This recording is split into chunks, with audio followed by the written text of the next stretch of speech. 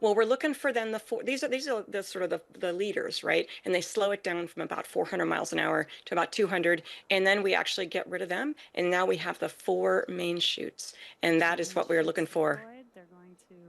That's right. So let's go ahead and listen in to mission control there as this SpaceX Crew Dragon returns to Earth.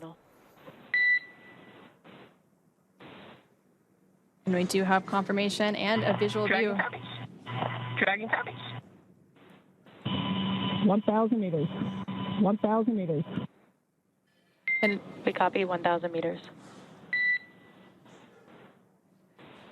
And there's a great look of the Dragon Endurance spacecraft as it makes its way to its splashdown site off the coast of California under those four main parachutes that have now deployed and about 900 meters away from the water surface. Dragon, 800 meters. Dragon, 800 meters. 800 meters. Crew monitoring their altitude as they make their way to splashdown. I love these daytime views that we get. We don't always get to pick the time when the crew splashes down, but it's awesome when we have a great morning and a clear view watching as the Dragon Endurance spacecraft carrying Crew-10 is... SpaceX Dragon, 600 meters. SpaceX Dragon, 600 meters. I copy 600 meters. Crew just 600 meters away from splashdown. And just over a minute away from that targeted splashdown time, again expected around 8:33 a.m. Pacific, 11:33 a.m. Eastern. Now about 500 meters away from the surface of the water. And slowed down to about 35 kilometers per hour. Again, it'll continue to slow down. SpaceX Dragon, 400 meters. SpaceX Dragon, 400 meters. Splashdown. Brace for splashdown. SpaceX copies 400 meters and crew are braced for splashdown. We just saw an incredible view there of the Dragon as it re-entered under some cloud cover. And we should be regaining some of those live views from the recovery zone momentarily as it gets resituated to capture the return. The spacecraft is now about 200 meters above the ocean and it has slowed down to about 30 kilometers per hour. Again, it will continue to slow down until about 16 kilometers per hour.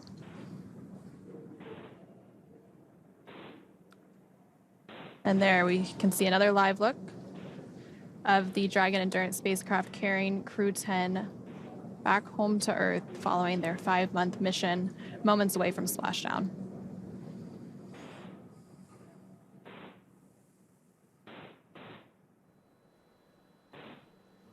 All right, let's bring back Cady Coleman, former NASA astronaut, as we watch these incredible images there. Really incredible to see that, see the cloud cover and see it sort of go through that, just showing you how high in the air it is. It's amazing, Cady, how this launches as this beautiful, sparkly white spacecraft, but it always returns looking a little bit like a toasted marshmallow.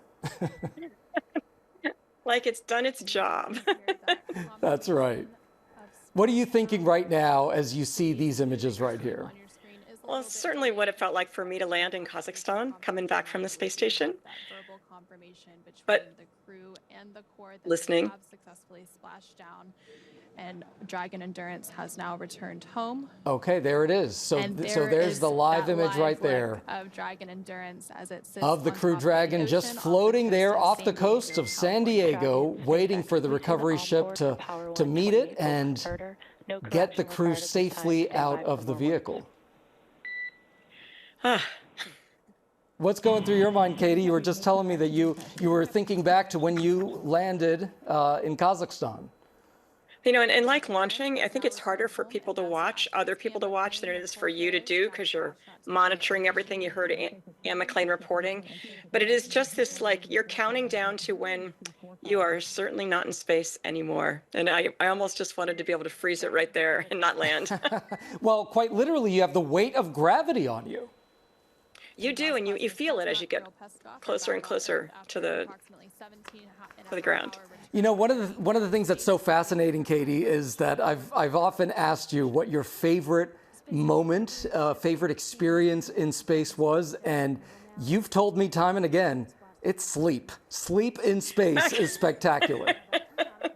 Actually, I think I told you that I should sleep more, and that I tell every college student that I would do that. It is delicious. I think I would have done more of it. I'm kind of a late night person, but it is, waking up in the morning just right away, you're weightless, and then and you're in this environment where all the rules are different than on the earth, and there's so many possibilities of work that you can do. But landing like this, watching a landing, my stomach clenches when I'm watching somebody else's landing. And actually, it was really cool to see it go underneath the clouds, but suddenly my stomach went whoop, it was back. Because I mean, it's a big deal to get all these things to go right. It is the engineers on the ground and the crew working together, and that is, you asked me about Jim Lovell. That is exactly his legacy, is that the reason that people can tell their families, I am going because people are doing their best, is because he taught us a lot of lessons. Yeah, absolutely. Well, Cady Coleman, we are so grateful that we were able to share this moment together and watch this incredible splashdown. With clouds and all, we were still able to see it splash down, and hopefully that made your stomach go a little easier. Thanks. And I think that Nicole is from San Diego, so really cool splashdown for her. Oh, that's amazing. All right. Cady Coleman, thank you so much, my friend. We appreciate you.